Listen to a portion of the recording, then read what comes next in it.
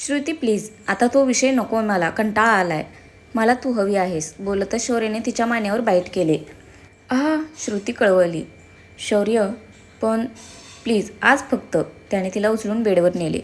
तिलाही आता तिचा शौर्य हवा होता. शौर्यने तिला बेडवर झोपवले आणि तो तिच्यावर झोपला. शौर्य तिला डीपली किस करत होता. श्रुतीही त्याला प्रतिसाद देत होती. काही क्षणातच हळुवारपणे दोघेही एकरूप झाले. आता पुढे. शौर्याने तिला हळुवारपणे मिठीत घेतले. तीही त्याच्या छातीवर मान ठेवून त्याच्या हातात हात गुंफून डोळे मिटून शांत पडून होती. श्रुती, एक विचारायचं होतं. बोला ना. त्या दिवशी तू कशी काय तिथे आलीस? म्हणजे मी तुला पुण्याला जातोय असं सांगितलं होतं. त्याचं काय आहे ना शौर्य, आपलं हार्ट टू हार्ट कनेक्शन आहे, त्याच्यावरून कळलं. माझं हार्ट कुठं धडधडतंय ते? श्रुती, यार सांग ना प्लीज. शौर्य, झोपा ना आता, तुम्हीच म्हणालात ना तो विषय नकोय म्हणून आता. प्लीज यार श्रुती. शौर्य. श्रुतीने त्याच्या छातीवर ओठ टेकवले आणि ती त्याला विलगून झोपी गेली. माहीत होतं त्याला नाही सांगणार ती. हिने माझ्या मागे हिचे जासूस तर सोडले नाहीत ना. काही सांगता येत नाही बाबा हिचं. शौर्य बेटा संभल के, तेरी तो पुरी कुंडली मॅडम के हात में है. शौर्य मनातल्या मनात बडबडत होता. कुंडली नाही, तुम्ही पूर्णच्या पूर्ण माझ्याकडे आहात, झोपा आता. शौर्य, फार विचार करू नका. श्रुतीने त्याच्या गालावर टॅप करून ओठ टेकवले आणि पुन्हा त्याच्या मिठीत शिरली. शौर्यनेही गुपचूप दोघांच्या अंगावर रजई उडून घेतली आणि तोही झोपी गेला. कारण बोलायला तर ती त्याला अजिबात ऐकणार नव्हती, म्हणून गुपचूप झोपण्यातच शहाणपणा होता. दुसऱ्या दिवशी नाश्ता करताना श्रुती अधिकरावांना म्हणाली, डॅड, एक विचारू का? बोल ना बेटा. ऑफिसमध्ये नवीन भरती कोणी झालंय का? म्हणजे काळजी म्हणून विचारते. नाही ग, सध्या सगळा जुना स्टाफ आहे. खरं तर मी मध्ये शौर्याला म्हणालो होतो की आता नवीन स्टाफ थोडा भरूया, पण तोच नको म्हणाला. म्हणजे हा जुना स्टाफ खूप विश्वासू माणसं आहेत. म्हणजे थोडाफार आता वयामानानुसार कामाला उशीर होतो, पण प्रत्येकाच्या घरचे काही ना काही प्रॉब्लेम असतात. त्यामुळे असं नवीन टेक्नॉलॉजी जरी आली असली तरी शौर्याला ह्या कारणासाठी त्यांना कामावरून काढणं योग्य वाटत नाहीये. डॅड, नवीन टेक्नॉलॉजी आपणही वापरात आणतोय आणि तेही जुन्याच माणसांना सोबत घेऊन. त्यांची घरं कशी चालणार? जेव्हा ते स्वतःहून रिझाईन करतील तेव्हा पाहू नवीन स्टाफचं. आणि मी जुन्या माणसांना नवीन टेक्नॉलॉजी शिकवतोय. नुसतं पैसे कमावण्याच्या मागे लागण्यात काय अर्थ आहे? हे तू बरोबर बोललास गोट्या. आप्पा. शौर्य त्याच्याकडे रागात पाहू लागला. श्रुती तर आता जोरजोरात हसू लागली आणि बाकीचेही. 2-3 दिवसांनी आज पुन्हा श्रुतीच्या येण्याने संजीवनी मिळाली होती. श्रुती, पण तू काय विचारत होतीस? अधिकराव तिला म्हणाले. डॅड, गुन्हेगार आपल्या अवतीभोवती असतात. कधी ज्यांना आपण आपलं म्हणतो ती आपलीच माणसं आपल्याला दगा देतात. दिवस सध्या वैऱ्याचे आहेत. कोणीही नवीन माणूस आपल्या कंपनीत किंवा घरात प्रवेश करण्याआधी त्याची संपूर्ण माहिती घ्या आणि मलाही कळवा. काल परवापर्यंत गोष्टी घरापर्यंत आल्या आहेत आणि माझ्यामुळे तुम्हाला कोणालाही काहीही झालेलं मला चालणार नाहीये. रमाई, एकदा पुन्हा सगळं घर चेक कर. कोपरा आण कोपरा शोधून काढ. जी ताईसाहेब. रमाईही तिला सॅल्यूट करत म्हणाली. तसे सगळे हसू लागले. श्रुती, तू तर घराचंही पोलीस स्टेशन करून ठेवलेस. शौर्य हसत म्हणाला. काय करणार, माझा नवरा साधा भोळा आहे ना बिचारा. श्रुती त्याचा गाल ओढत म्हणाली. शौर्याचं तोंड पाहण्यासारखं झालं होतं. आवरून दोघेही घरातून बाहेर पडले. कावेरी, आल्यावर दृष्ट काढ माझ्या दोन्ही लेकरांची, आप्पासाहेब त्या दोघांना जाताना पाहून म्हणाल्या. हो अक्का. कावेरी आपली निवड चुकली नाही म्हणायची. त्यावेळी जरा टेन्शन आलं होतं सगळं ठीक होईल की नाही, पण ह्या पोरीनं खरंच संपूर्ण घर जिंकून घेतलं. अशीच दोघेही कायम हसत खेळत राहू देत. डोळ्यावरचा चष्मा काढून अधिकराव डोळे पुसत म्हणाले. अरे असा रडतोयस काय आजोबा? आता नातवंड खेळवायची आहेत. आप्पा हसत म्हणाले. हो आप्पा, खरंच वाटलं नव्हतं हे सगळं सुख पाहायला मिळेल. अरे का नाही, आपण कोणाचं वाईट केलंय का? ते आपण वाईट होणार आहे. अगं कावेरी, पोरीला 7वा महिना लागेल. तिची चोर रोटी भरायची राहून गेलीये. निदान आता डोहाळे जेवणाचं तरी बघ. अक्कासाहेब कावेरीबाईंना आठवण करून देत म्हणाल्या. हो अक्का, आजच तिच्या आईला फोन करून बोलून घेते. कधी कसं ठरवायचं ते ठरवूया. शौर्य श्रुतीला पोलीस स्टेशनला सोडून कॉलेजला निघून गेला. पोलीस स्टेशनच्या बाहेरच्या टपरीवरचा गरमागरम चहा पिल्याशिवाय श्रुती काही पोलीस स्टेशनमध्ये पाय ठेवत नव्हती. कॉन्स्टेबल सनी तिला बाहेरच भेटली. तिच्याजवळ बॅग देऊन श्रुती टपरीवरचा चहा पीत उभी होती. तोच छोट्याने तिला धक्का मारून बाजूला ओढले. श्रुतीच्या हातातला चहाचा ग्लास खाली पडला आणि श्रुती एका बाजूला धडपडली. तिच्या पोटातून एक कळ आली आणि गोळीचा आवाजही. काय होतंय कळायच्या आतच हे सगळं घडलं होतं. छोटूने पुन्हा श्रुतीचा हात धरून तिला बाजूला ओढले. गोळीच्या आवाजाने पोलीस स्टेशनमधून सगळे बाहेर आले. पुन्हा फायरिंग झाली. श्रुतीही आता सावरली. तिनेही तिची गन काढली. प्रसाद, रणदिवे सर, कॉन्स्टेबल सगळेच अलर्ट झाले. त्यांनीही आता प्रत्युत्तर द्यायला सुरुवात केली. श्रुती एकीकडून फायरिंग करत होती. निशाणा श्रुती होती.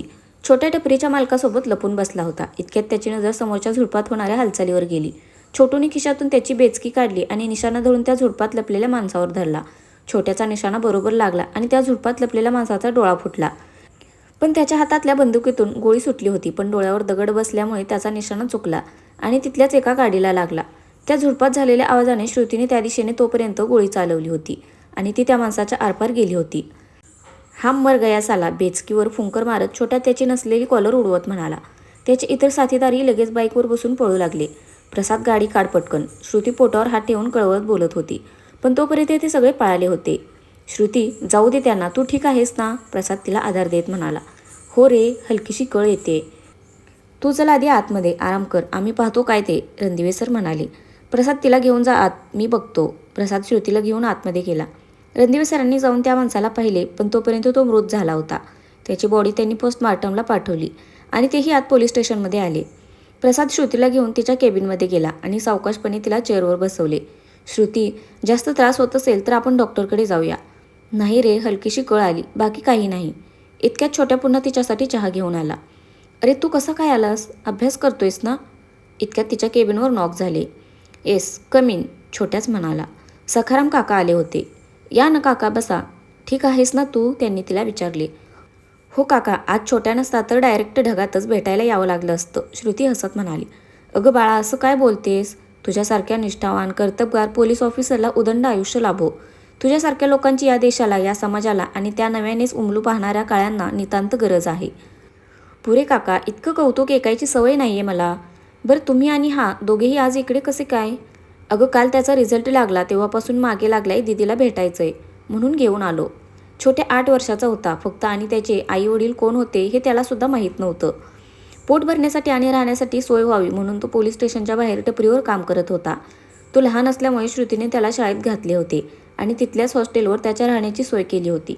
"दीदी, माझा रिझल्ट बघ ना." श्रुतीनेही त्याचं रिपोर्ट कार्ड पाहिलं. छोटू चांगल्या मार्कांनी पास झाला होता. "असाच अभ्यास कर." "दीदी, सही कर ना त्याच्यावर," छोटू तिला म्हणाला. "अरे मी?" "हो, माझं तुझ्याशिवाय कोणीच नाहीये," छोट्या तोंड बारीक करत म्हणाला. "कोणी कसं नाही?" श्रुती चेअरवरून उठून त्याच्याजवळ आली. "मी आहे ना, आणि माझं बेबी पण." "तुझ्या पोटात बाळ आहे? तुला ना मुलगी होणार." "अरे तुला काय माहीत?" सखाराम काका त्याला डोळे वाटारत म्हणाले. "हो, मला माहिती आहे, मी बिस्किट आणि ती माझी खारी," छोट्या श्रुतीच्या पोटाकडे पाहत फ्लाइंग किस देत म्हणाला. तशी श्रुती खळखळून हसली. श्रुतीने त्याच्या रिपोर्ट कार्डवर सह्या केल्या आणि त्याला काही पैसे देत होती, पण छोट्याने ते नाकारले. "मला पैसे नको, मला ना तुझ्यासारखं पोलीस ऑफिसर व्हायचंय. तू कशी मगाशी चोरांना गोळ्या मारत होतीस तसंच." श्रुतीची टेबलवरची गन हातात घेऊन छोट्या ॲक्टिंग करत म्हणाला. श्रुतीने त्याच्या केसात हात घालून त्याचे केस हलकेच विस्कटले. "का नाही, तू हवं तेवढं शिक, मी तुझ्या शिक्षणाचा सगळा खर्च करेन." "हो," म्हणून हसत त्याने गन टेबलवर ठेवली आणि श्रुतीच्या पाया पडला. "ए वेडा, पाया नको पडूस." श्रुतीला काही पोटामुळे वागता येत नव्हते. "बरं, जाताना काही खाऊ घेऊन द्या काका त्याला आणि इतर मुलांनाही," म्हणून श्रुतीने ते पैसे सखाराम काकांच्या हातात ठेवले. छोट्या आणि सखाराम काका श्रुतीचा निरोप घेऊन गेले. तिने रणदिवे सरांना फोन करून केबिनमध्ये बोलावले. तेही लगेच आले. "सर, तो माणूस, तो मृत झालाय, त्याची बॉडी पोस्टमार्टमला पाठवली." "सर, त्याचे फोटो आपल्या सगळ्या खबऱ्यांना सेंड करा आणि पोलीस स्टेशनच्या बाहेर CCTV फुटेज पाहूया. बघू काही हिंट मिळते काय ते." "हो श्रुती, लगेच बघूया. पण तू व्यवस्थित आहेस ना?" "हो." ते दोघं बोलत होते इतक्यात शिंदे सरही तिच्या केबिनमध्ये आले. "श्रुती, ठीक आहेस ना?" "हो सर." श्रुती चेअरवरून उठत होती. तोच त्यांनी तिला बसायचा इशारा केला. "श्रुती, काही दिवस आराम कर, पोलीस स्टेशनला येऊ नकोस," शिंदे सर म्हणाले. "नको सर, पुन्हा रजेवर जाणार आहे आणि ही केस ही महत्त्वाची आहे. घरी बसून बोर होतं मला." तिच्या घरच्यांचे लेक्चर आठवले. "अशी बस, अशीच चल, इकडे नाही जायचं." "नको नको, मी पोलीस स्टेशनमध्येच बरी." ती स्वतःचीच पण जोरात बडबडली. "अगं काय?" रणदिवे सर तिला म्हणाले. "काही नाही सर," श्रुती जीभ चावत म्हणाली. "बघ, म्हणजे आजचा हा कल्ला हा तुझ्यासाठी होता असं मला तरी वाटते. तुला असं आता एकटीला कुठेही गाठण्याचा हे लोक प्रयत्न करणार, त्यामुळे काळजी घे. घरी राहिलीस तर सेफ राहशील. म्हणजे तू आता प्रेग्नेंट आहेस म्हणून काळजी वाटते, दुसरं काही नाही." शिंदे सर: "सर, नका काळजी करू, मी घेईन माझी काळजी. आणि माझे हे 2 बॉडीगार्ड आहेत ना." प्रसाद आणि रणदिवे सर: "मग काय, तुला आम्ही एकटं आता राहूच देणार नाही," रणदिवे सर हसत म्हणाले.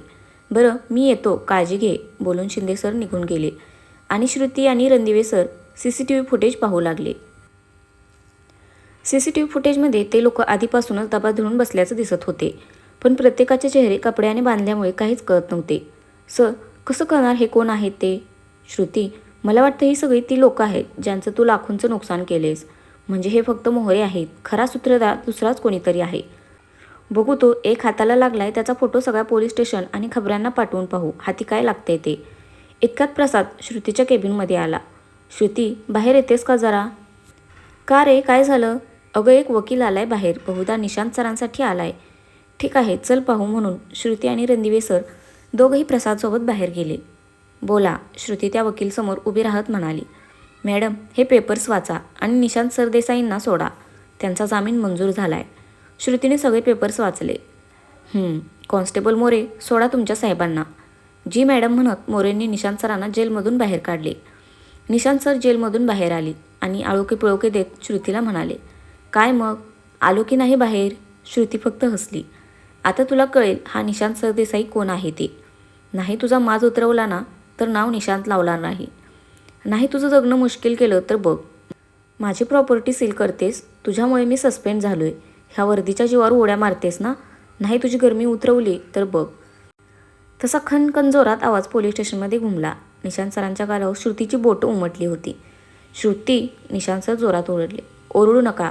ओरडायला हा तुमचा छान चौकीचा अड्डा नाही आहे, माझं पोलीस स्टेशन आहे. एकदा माझ्या वाटेला गेलात तर ही अवस्था केली आहे मी तुमची. पुन्हा चुकूनसुद्धा मनातसुद्धा विचार आणू नका. देवाची मेहरबानी समजा आज जामिनावर बाहेर आलाय. आजचा दिवस जगून घ्या, पुन्हा कदाचित कायमचं आत बसावं लागेल आणि माझी गुरमी उतरवणारा अजून पैदा व्हायचा आहे, समजलं? श्रुतीने अजून एकदा त्यांच्या सनसनीत कानाखाली वाजवली. विसरू नकोस सरदेसाई, तू आता साधा पोलीस स्टेशनमध्ये कामगारसुद्धा नाही आहेस आणि इथे श्रुती राज्याध्यक्षाचा हुकूम चालतो.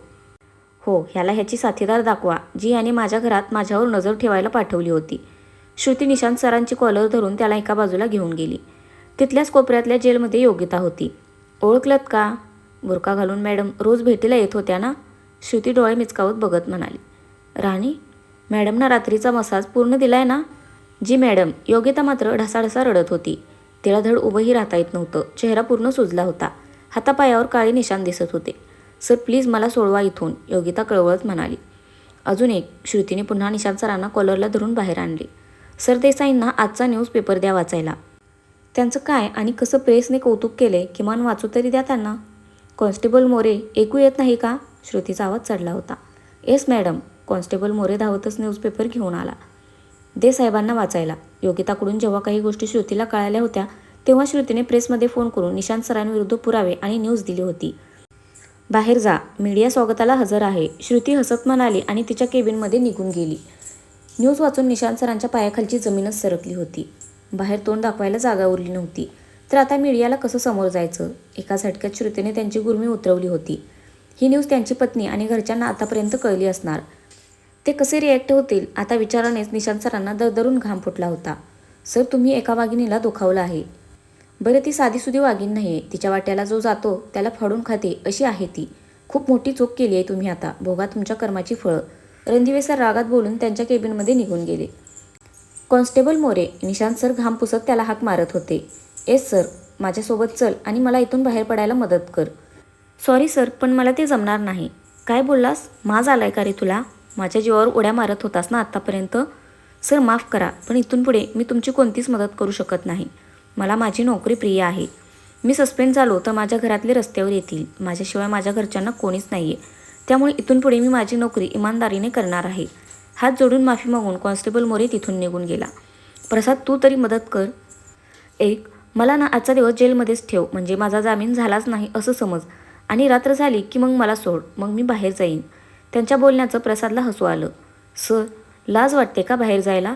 तोंड दाखवायला लाज वाटते का? मग माणसाने अशी कामच का करावी? स्वतःच्या पदाचा गैरवापर केलात तुम्ही. अशा किती काळ्या चिरडल्या असतील तुम्ही आत्तापर्यंत. तेव्हा नाही ना लाज वाटली, मग आत्ता का? जा सामोरे मीडियाला आणि खंबीरपणे सांगा ही असली कृत्य तुम्ही केलीच नाहीत. नाही ना सांगू शकत? निशांत सर आता मटकन खाली बसले. श्रुतीने त्यांची सगळी गुरमी एका रात्रीत उतरवली होती. श्रुती तिच्या केबिनमधून बाहेर आली तरी निशांत सर अजून तिथेच होते. कॉन्स्टेबल मोरे गाडी काढ, क्राईम सीनवर जायचं आहे. प्रसाद टीम घे बरोबर.